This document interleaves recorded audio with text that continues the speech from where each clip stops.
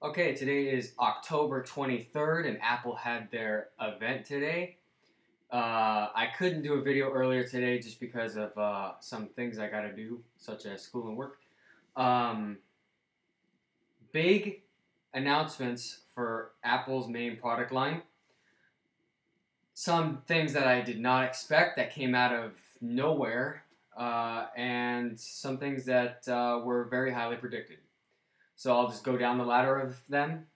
Phil Schiller took the stage talking about Mac, which was very surprising to me because they've neglected the Mac over the last couple of years in favor of iPad or iPhone. So, I mean, I don't mean completely neglected, but they never really have started a keynote with just the Mac. I'm not sure if the Retina 15-inch was I think it was a keynote starter. But today, they started off with the 13-inch Retina MacBook Pro, which starts at $1699. Dual-core i7s or i5s, HD 4000, 2560 by 1600. Same body as the 15-inch, just smaller. I was expecting dedicated graphics just because, if you really think about it, all the space they gained by getting rid of the DVD drive, they could have stuck in an NVIDIA or AMD chip, and they already had the cooling for the sides, so that it could have already been cooled. But from what I read on The Verge, they said that they were watching the Iron Man 3 trailer in 1080p, 28 megapixel raw image in Photoshop, and a multi-track recording in GarageBand, and it was only using 50% of the CPU, all while maintaining no lag on the screen. So I see, if it'll do things well, I see it as a compelling machine.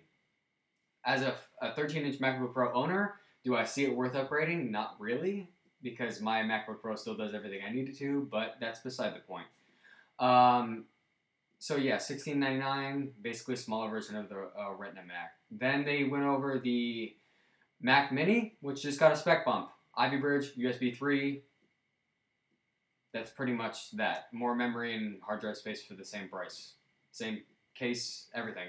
They touted their server model. You can get 2 terabytes as well as a quad core i7 for $1,000 with Mountain Lion server, which I think is pretty cool. Then they exited out of the Mac with a bang that I did not expect.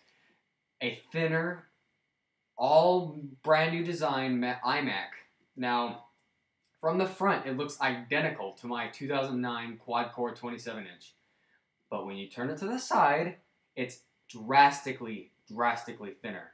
Now, does this matter to me? Not really, because it's a desktop, because I never thought my iMac was fat to begin with, but it's ridiculously thin. What they did was, the display was the thickest part in the iMac. So they got thinner displays, put it all the way against the glass, and they basically were able to make the aluminum back smaller and have the bezel be 5 millimeters thin, which is beyond crazy because it's, you look at the back of that thing and it just bevels out like an iPhone 3GS or a first gen iPad, and it's super thin. It also shedded 8 pounds if weight's a concern for you. Maybe you have it mounted. In the 27-inch, though, as a side note, you can't upgrade the memory to 32 gigs, user upgradable. Not on the 27-inch, though. Or not on the 21-inch. On the 27-inch only, you can upgrade the memory. So that's something to take into consideration when you're purchasing an iMac. Also, too, they improved the display quality, 70% less glare, which, as you can see behind me, I have a window that shines right on this display. So that's also good. Ivy Bridge, NVIDIA Kepler graphics, which I think you can get up to a 2 gig GTX mobile. They went mobile because they couldn't fit anything else. Also, they touted their Fusion drive, which is a fusion of a 128 gig solid state with a 1 or 2 terabyte standard traditional hard drive. And unlike the Seagate Momentus XT, like the video I did already, that I have that drive in my laptop, my MacBook Pro, this is actually, it would be both combined. It would be the 1 plus 1 terabyte plus 128 gigs, so you'd have 1.12 gigs of storage space. Rather than the Seagate Momentus XT, the cache is, or the 4 gig NAND is just cache. It's not there to save data at all. So I think that's pretty cool. It's a build-to-order option only. The 21-inch starts at $12.99, and the 27-inch starts at $17.99, which is quite a bit lower for what you get, because my 27-inch Quad i5 was $19.99 brand new with 4 gigs of memory. So that's quite a bit crazy. So yes, they ended Mac with a bang. I loved it. I can't wait to see these new iMacs. I plan not to upgrade for a long time. My iMac serves its purpose. It does excellent. So I won't be upgrading on my desktop Mac for a long time. Moving on, next we have the iPad Mini. Now, actually, wait. The 4th generation iPad. Now, they had the new iPad, which everybody saw, the 3rd generation, or the successor to the iPad 2. First Retina iPad. They decided today to 7 months later refresh it, giving it the A6X processor, dual band Wi-Fi, better LTE, and the Lightning connector. Some people are really pissed about this because they just bought their iPad a couple months ago. I mean, it hasn't even been a full year. But if you look at it from Apple's perspective, all their iPhones now, the latest generation is Lightning. All the iPods, excuse me, the latest generation are Lightning. The only other device that was not Lightning was the iPad. So, I mean, it's the same price and everything. It's just like a spec bump, like what they do with like how they did the Mac Mini, they did the iPad. Same price, everything else, same color, everything else is the same Retina display. They don't call it the new iPad anymore. It's iPad with Retina display, if that matters. Next, iPad Mini. Now, I did a predictions video. I was semi-close. It is a 7.9 inch, or as Phil Schiller said, the swap of 9.7 inch, which is the full-size iPad, so 9.7 inch. It's a 10 by 7 display, which I got wrong because I thought it was going to be 1280 by 720, but it's a 4 by 3 aspect ratio, just like the iPad 2 and 3, or now the iPad with Retina display. It has the iPad 2 guts, A5 chip, FaceTime HD camera, Siri.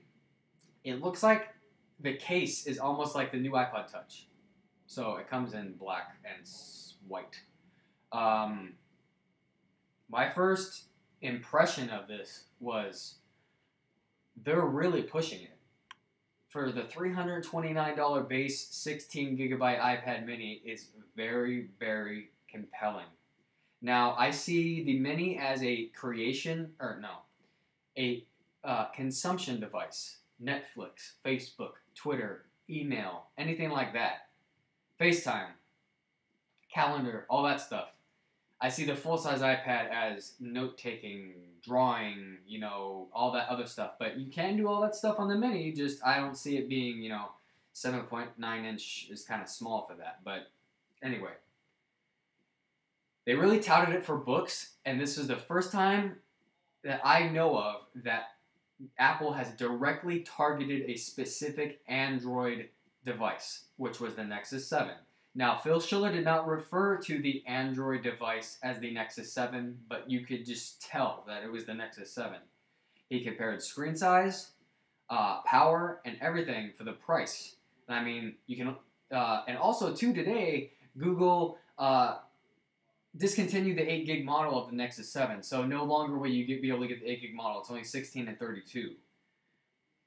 I don't know if they changed the price, but $329 for an iPad Mini is very, very compelling. But I mean, I'm in the market for an iPad. I'm going to get the iPad 4 or 3S or the iPad with Retina display or whatever it remains to be called. Also, too, today, for those of you that use Final Cut Pro that watch my videos, which is probably, not many of you since I don't have that many subscribers, but if you happen to watch this video and you use Final Cut Pro, my light went away. 10.06 came out. They added red support, dual camera pane windows, and a whole bunch of stuff that was missing from Final Cut 7. in Final Cut 10 with the 10.06 upgrade. So look forward to that. My thoughts on the keynote, it was an excellent keynote. Just, I love the way the execution was. People might be pissed about the iPad mini, or the iPad, the full-size one, but I mean, there's been other things that Apple has left people out in the dark with. I mean, the iPhone 4 not getting turn-by-turn directions, the Mac Pro first generation and second generation not getting Mountain Lion. So it's like, is it a big problem? The iPad 3 is still a great device. So those of you who own it, I don't see the sense of worrying about it. The one thing that kind of made me mad out of everything, which is the stupidest thing in my opinion, because, you know, it's just software, iTunes 11. I use iTunes every single day. For those of you that hate iTunes, I use it every day. It's a great piece of software. It's an excellent way to organize your music and everything like that. And it syncs so well with the iOS devices and all that stuff. So it's like, I want to see the new UI. I want to play around with it already. They said late October, so they have a couple more. They have a couple more days. But those are my recap and overall impressions of the October 2012 Apple Media event. Apple is going to kill the market because they have new iPhones, new iPads, new iPods, new Macs, except for the MacBook Air, which was refreshed a couple months ago, and the Mac Pro, which remains to be upgraded because Tim Cook said it's going to get a drastic redesign in 2013, which I'm still dying to see because I have tons of people, or friends rather, and family members that have the first gen that want to upgrade already 6 years later. Well, it'll be 7 by that time. So yes, I thank you for watching. I'm sorry about it being so late in the day. Most likely, if you're watching this video, you watched it on the 24th. But this is a recap of the Apple event on October 23rd, and I thank you for watching.